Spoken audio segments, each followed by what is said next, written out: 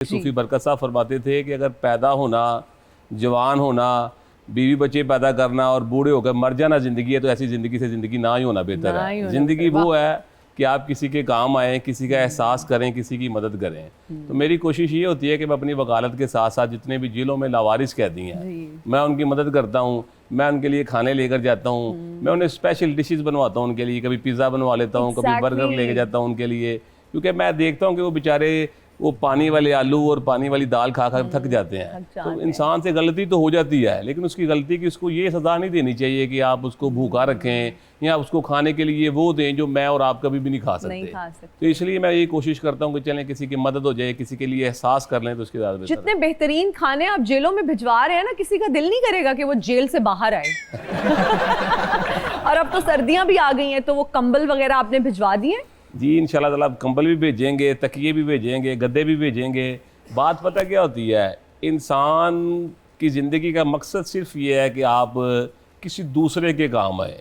अपने काम तो इंसान आता ही रहता है, लेकिन अगर आप अपनी ज़िंदगी में से सिर्फ 20% किसी दूसरे के काम आ जाएंगे ना, तो आपकी ज़िंदगी बड़ी खूबसूरत हो जाएगी। अच्छा, जितने हमारे जेलों में कैदी हैं, एक फ़हीम खोकर से काम नहीं चलने वाला। मुझे लगता है हर शहर में आप जैसे 6-7 लोग होंगे तो हमारा सिस्टम बेहतर होगा, बेहतरी आएगी। बड़े सारे वकला हजरात मुझसे दूसरे शहरों से रब्ता करते हैं, वो कहते हैं कि वकील साहब हमें आपको देखकर दिल करता है कि हम भी लावारिस कैदियों के लिए काम करें।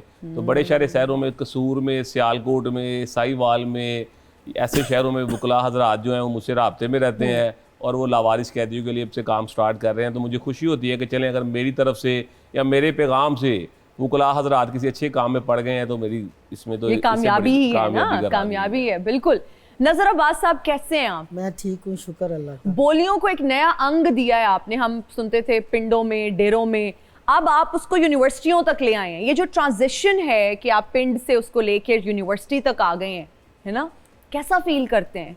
बहुत अच्छा फील कर रहा हूँ। पंजाबी माँ बोली को अपना, उस बोली का प्रचार कर रहा हूँ। यूनिवर्सिटी तक तो नहीं, अब तो पूरी दुनिया में बच्चे को पता है बोली होती क्या है। अच्छा, जिस स्पीड से आप आगे जा रहे हैं यूनिवर्सिटी से, अब तो मुझे क्यों लग रहा है कि एक दिन आप व्हाइट हाउस में परफॉर्म कर रहे होंगे इंशाल्लाह।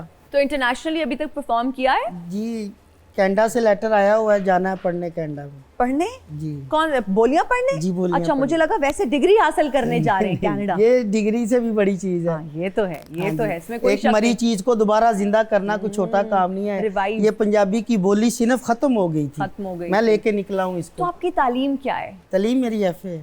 FA? मेरी फैमिली टोटल मेडिकल से रिलेटेड है, सारे डॉक्टर्स टोटल, और मैं बोलियों का डॉक्टर बन गया। नहीं तो काराला ने क्या, तू बेटा तू कंपाउंडर ही बन जा। उनको पता है ये हमसे भी बड़ा बन गया है। क्योंकि अगर घर में डॉक्टर्स हो ना तो बड़ा प्रेशर होता है। जी फहीम साहब, क्या थोड़ा सा हम आपकी लाइफ में डेल्व करते हैं, क्योंकि सोशल मीडिया पे तो हम आपको देखते ही रहते हैं, हम सुनते ही रहते हैं, बड़ा जबरदस्त कंटेंट होता है। बचपन से क्या शौक था कि मैंने बनना है एडवोकेट? मुझे बचपन में पुलिस में जाने का शौक था। 2-3 बार मैंने एग्जाम्स दिए, लेकिन मैं नाकाम हो गया। फिर मैंने सोचा कि मैं वकील बनूंगा। फिर अल्हम्दुलिल्लाह मैं पाकिस्तान का इस वक्त वही वाहिद वकील हूँ जिसको 8.5 मिलियन लोग सोशल मीडिया पे फॉलो करते हैं। और अल्हम्दुलिल्लाह मैंने लोगों को घर बैठे कानून सिखाया है, मैंने लोगों को घर बैठे वकील बना दिया है।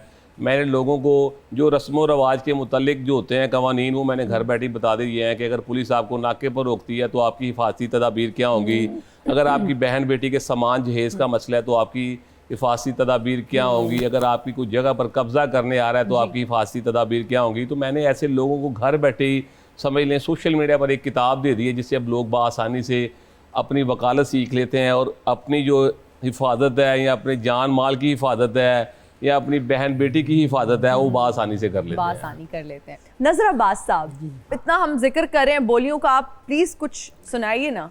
माँ की हवाले से बोली सुना रहा हूँ। बीक साबर गदा साहब हैं हाफिजाबाद से, उनकी लिखी बोली है जी। नित वेच नाए उन दिया चादरा, हाँ नित वेच नाए उन दिया चादरा, ओए माँ वाली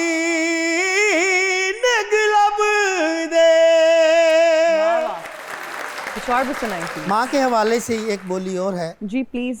अफजल अब्बास साहब नॉर्वे से हैं, उनकी बोली है, ओके ओके माँ के हवाले से ही है। भावे बोल जा मैनू पुत्रा, हाँ भावे बोल जा मैनू पुत्रा, वाह वाह मैं कदे तेनू याद आवांगी। वाह वाह वाह, क्या बात है, बहुत खूब। माँ से कैसा रिश्ता है आपका? माँ की दुआओं से इधर बैठा हूँ, माँ की दुआ से 36 उम्रे किए, अकबरी हज किया। वाह जबरदस्त, माशाल्लाह। तो माँ की खिदमत की या करते? उसका सिला नजर नहीं आ रहा आपको? पूरी दुनिया में नाम ऐसे थोड़ी हो जाता है ना। ये तो है, बिल्कुल बिल्कुल जरूर पीछे किसी की दुआ का असर होता है। माँ की या बाप की भी? माँ की। बाप की खिदमत बाप नहीं? मेरे दरवेश थे, 2012 में चले गए, बहुत बड़े राइटर थे, 5 फिल्में लिखी उन्होंने। एक बाप के हवाले से बोली सुना रहा हूँ जी प्लीज। राय मोहम्मद खान नासिर साहब की बोली है, मेरे बुजुर्ग हैं, अल्लाह उनको सेहत व सलामती दे। आमीन।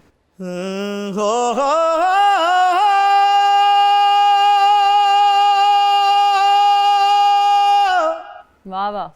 हाँ तेनू थोप ते नहीं लगी मेरे पुत्रा, तेनू थोप ते नहीं लगी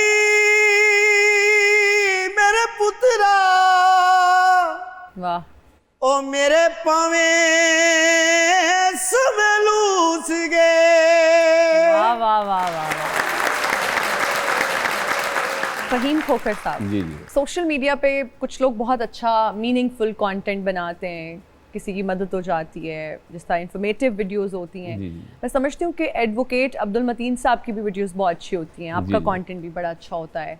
आप दोनों की दोस्ती है? अदालत में मुलाकात हो जाती है, किसी जगह पे आमना सामना मुखालफत में भी हो जाता है, जब साहिल के साथ जाते हैं। जाहिर सी बात है, अगर वो मेरे ओपोनेंट वकील होंगे हाँ जी। तो फिर साहिल के सामने अगर आप अपने मुखालिफ वकील से सलाम लेना, तो फिर साहिल ये समझता है कि जनाब हमारा वकील बिक गया है। सबसे पहले इल्जाम ये लगता है। तो फिर आप आंखें चुरा लेते हैं उनको देख के? अगर वो यही होता है कि हम एक दूसरे को कहा होता है कि यार बाद में मिलेंगे।